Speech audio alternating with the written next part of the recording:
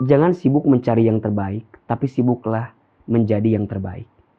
Berapa banyak di antara kita yang sibuk mencari yang terbaik, tapi lupa untuk menjadi yang terbaik. Padahal rumusnya, ketika kita berusaha menjadi yang terbaik, maka Allah akan dekatkan kita dengan orang-orang yang baik. Nah pertanyaannya, kenapa kita dipertemukan dengan orang yang gak baik? Bukankah selama ini kita sudah berusaha menjadi baik? Bukankah selama ini kita sudah berupaya menjadi baik, tapi dipertemukan dengan yang gak baik terus? Ingat, surat Al-Baqarah ayat 216. Boleh jadi kamu menganggap sesuatu itu buruk, padahal di mata Allah baik. Boleh jadi kamu menganggap sesuatu itu baik, padahal di mata Allah itu buruk. Boleh jadi kamu membenci sesuatu, padahal itu baik bagimu. Boleh jadi kamu menyukai sesuatu, padahal itu buruk bagimu. Wallahu ya'lamu wa antum la ta'lamun. Allah maha tahu, sedangkan kamu tidak tahu. Di balik sesuatu yang kita anggap tidak baik, percaya, pasti ada kebaikan yang sedang Allah siapkan untuk kita. Kita anggap tidak baik, iya.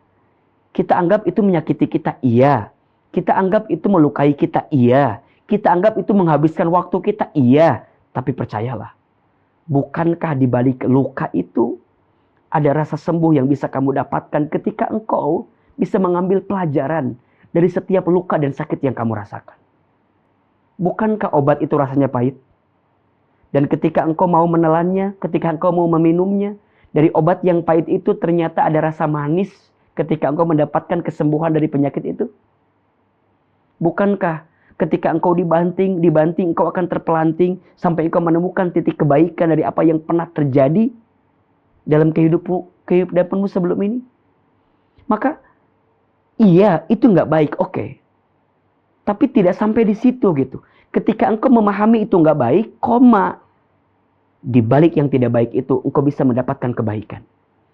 Engkau jadi tahu kan, oh Ustaz, ternyata laki-laki ini nggak baik ya. Dan Allah sadarkan aku. Allah ingatkan aku untuk menjauh dari dia.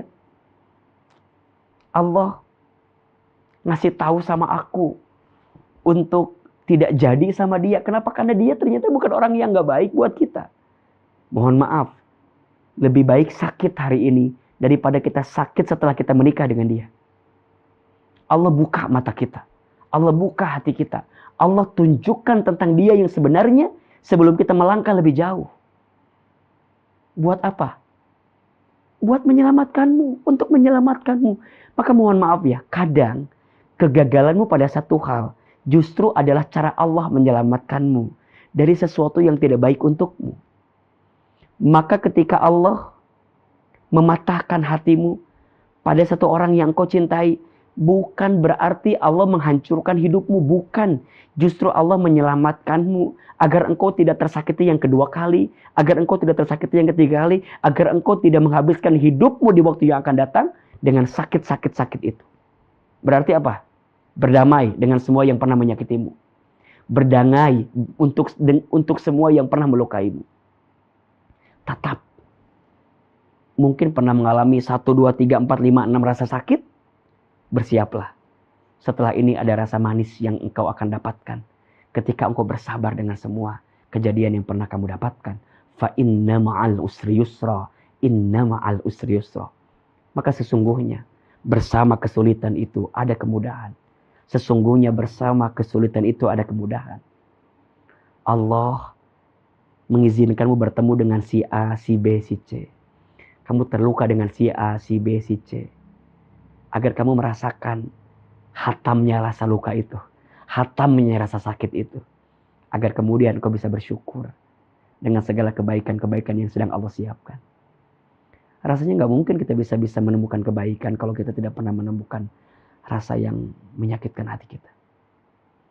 Maka percayalah, di balik semua yang pernah terjadi itu akan ada banyak beribu kebaikan, berjuta kebaikan yang Allah siapkan.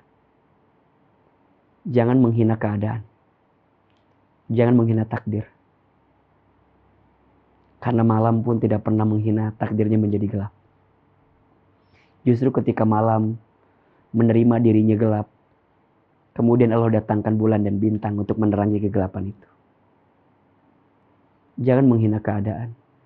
Karena daun pun tidak pernah marah kepada angin yang membuat ia terjatuh dari ranting pohonnya. Justru ketika dia menerima, Allah tumbuhkan daun-daun yang lain yang lebih lebat, lebih besar. Karena apa? Karena sikap ridhonya. Maka belajarlah ridho dengan semua yang pernah terjadi.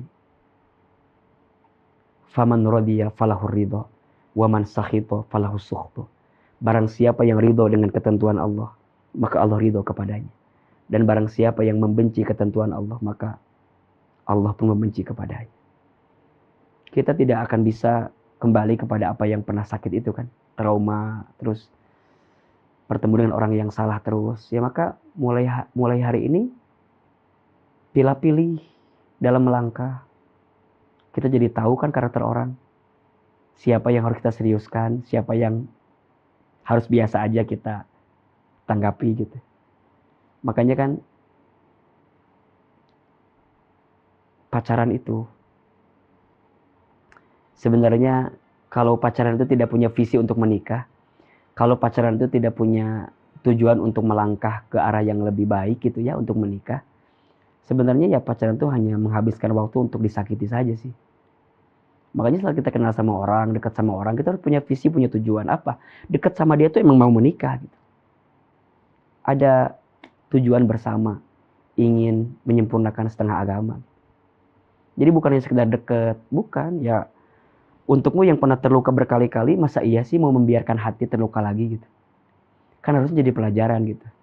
Untuk tidak mudah membuka hati kepada orang yang belum tentu jadi milik kita gitu.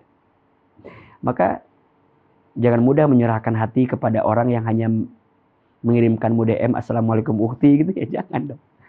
Jangan juga membuka hati dan mudah kepada orang yang bawa nasi goreng, martabak telur, martabak manis. Dan kamu menyerahkan sepenuhnya buat dia hidupmu. Terlalu mudah dan terlalu murah dirimu jika dihabiskan dengan cara